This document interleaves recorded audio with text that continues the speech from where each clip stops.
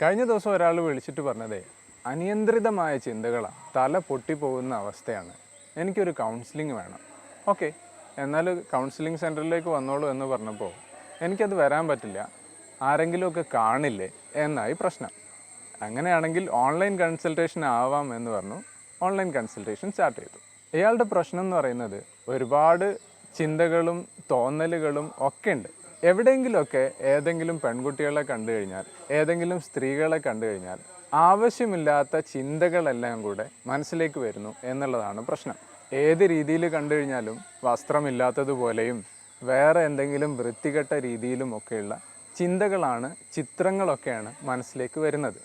ഇത് കാരണം പുറത്തിറങ്ങാൻ പോലും പ്രയാസമാണ് എന്നുള്ള അവസ്ഥയിലേക്ക് എത്തി. ഇതായിരുന്നു അയാളുടെ പ്രധാനപ്പെട്ട പ്രശ്നം.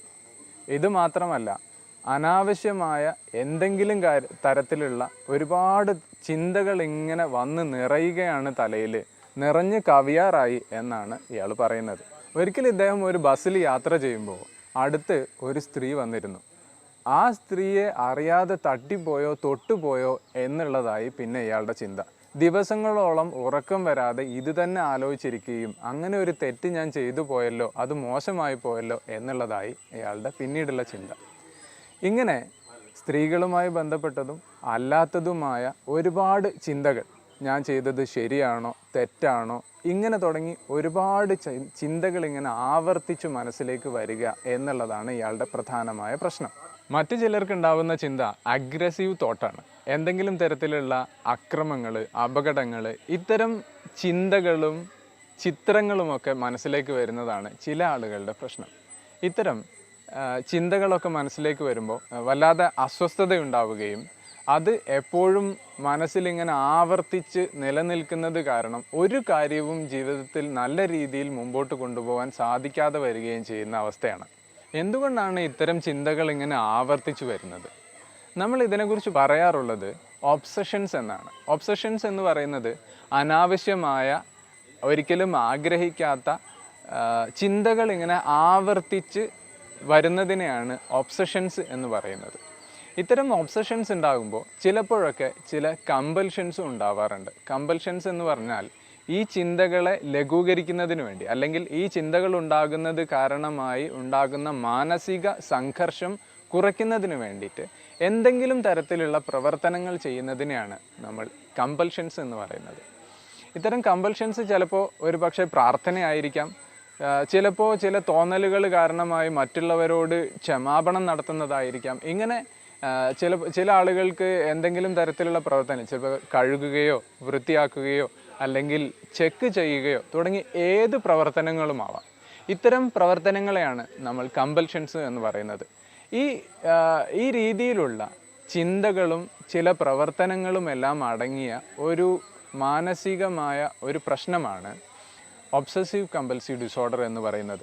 ഇത്തരം പ്രശ്നങ്ങളൊക്കെ ഉണ്ടാകുമ്പോൾ എങ്ങനെ മാനേജ് ചെയ്യും എന്നുള്ളതാണ് ഇനി നമ്മൾ നോക്കുന്ന അടുത്തൊരു കാര്യം. ഇത്തരം പ്രശ്നങ്ങൾ ഉണ്ടാകുമ്പോൾ എങ്ങനെയാണ് ഇത് മാനേജ് ചെയ്യുക എന്നതാണ് നമ്മൾ നോക്കുന്ന അടുത്ത കാര്യം. ഈ പ്രശ്നങ്ങൾ മനസ്സിലാക്കുന്നതിൽ ഒരു പ്രധാനപ്പെട്ട കാര്യം, ഇത്തരം ചിന്തകളൊക്കെ നോർമലായി ഉത്ഭവിച്ചു വരുന്ന ചിന്തകളാണ് എന്ന് തന്നെയാണ്. അതായത് ഇത്തരത്തിലുള്ള ചിന്തകൾ എല്ലാവർക്കും ഉണ്ടാവുന്നതാണ്. ചില തരത്തിലുള്ള നെഗറ്റീവായിട്ടുള്ള ചിന്തകൾ പല ആളുകൾക്കും ഉണ്ടാവാറുണ്ട്. ഏതെങ്കിലും ബസ് കാത്ത് നിൽക്കുന്ന സമയത്ത് ഞാൻ ആ ബസ്സിനടിയിലേക്ക് മറിഞ്ഞ് വീണു പോകുമോ, ട്രെയിൻ കാത്ത് നിൽക്കുമ്പോൾ റെയിൽ പാളത്തിലേക്ക് വീണു പോകുമോ, ബിൽഡിങ്ങിൻ്റെ മുകളിൽ നിൽക്കുമ്പോൾ താഴേക്ക് ചാടി പോകുമോ, ഇങ്ങനെയൊക്കെ തുടങ്ങിയിട്ടുള്ള, അതുപോലെ തന്നെ നമ്മളുടെ ആരുടെയെങ്കിലും പ്രിയപ്പെട്ടവരോ മറ്റോ യാത്ര പോയിട്ടുണ്ടെങ്കിൽ, പുറത്തേക്ക് പോയിട്ടുണ്ടെങ്കിൽ അവർക്ക് എന്തെങ്കിലും അപകടം സംഭവിക്കുമോ, ഇങ്ങനെയൊക്കെ തുടങ്ങിയിട്ടുള്ള ചിന്തകളൊക്കെ സാധാരണ എല്ലാ മനുഷ്യർക്കും ഉണ്ടാവുന്ന ചിന്തകളാണ്. പക്ഷേ വളരെ കുറച്ച് ആളുകളിൽ ഉണ്ടാകുന്ന പ്രശ്നമാണ്, ഇത്തരം ചിന്തകൾ സാധാരണഗതിയിൽ ഉണ്ടാകുമ്പോൾ ആ ചിന്തയെക്കുറിച്ച് കൂടുതലായി ചിന്തിക്കുകയും അതൊരു പ്രശ്നമായി മാറുകയും ചെയ്യുന്ന ഒരവസ്ഥ ഉണ്ടാകാറുണ്ട്. ഇതാണ് യഥാർത്ഥത്തിൽ പ്രശ്നമായി മാറുന്നത്.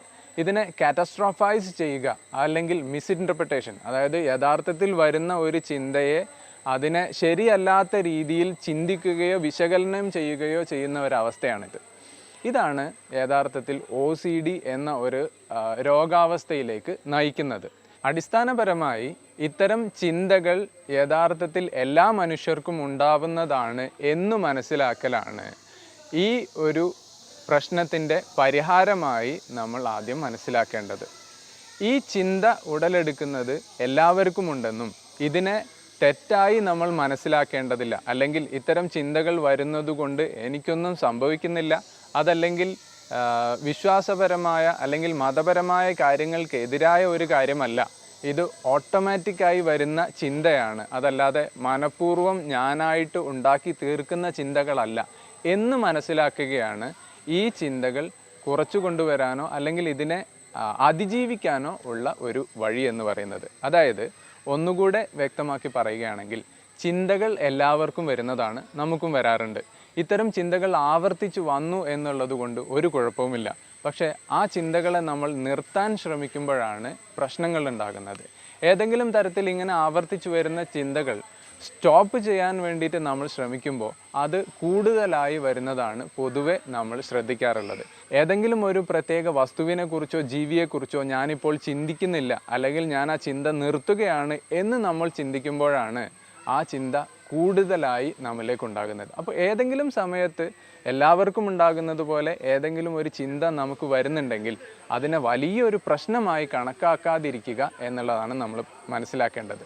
ഒരു ചെറിയ ഉദാഹരണം പറഞ്ഞാൽ, ഞാനിപ്പോൾ ഒരു കുരങ്ങനെക്കുറിച്ച് ആലോചിക്കരുത് എന്ന് നിങ്ങളോട് പറയുകയാണെങ്കിൽ, ഞാൻ ആലോചിക്കരുത് എന്നാണ് പറഞ്ഞത്, പക്ഷേ നിങ്ങളിപ്പോൾ ആ കുരങ്ങനെക്കുറിച്ച് ആലോചിച്ചു, ആ കുരങ്ങൻ്റെ രൂപം കണ്ടു, മനസ്സിൽ ആ ഒരു ചിത്രം വരെ വന്നിട്ടുണ്ടാകും. അപ്പോൾ ഇത് ചെയ്യരുത് എന്ന് നമ്മൾ പറയുമ്പോൾ നമ്മൾ നമ്മളോട് തന്നെയാണ് പറയുന്നത്. ഇത്തരം ചിന്തകൾ വരുന്ന സമയത്ത് ഇത് ഞാൻ നിർത്താൻ പോവുകയാണ്, അല്ലെങ്കിൽ ഇത്തരം ചിന്ത ഞാൻ ചിന്തിക്കാൻ പാടില്ല എന്ന് നമ്മൾ ആലോചിക്കുമ്പോൾ, ചിന്തിക്കുമ്പോൾ ഉണ്ടാകുന്ന പ്രശ്നം എന്താണെന്ന് വെച്ചാൽ ആ ചിന്ത കൂടുതലായി ഉണ്ടാകുന്ന ഒരു സാഹചര്യമാണ് വരുന്നത്.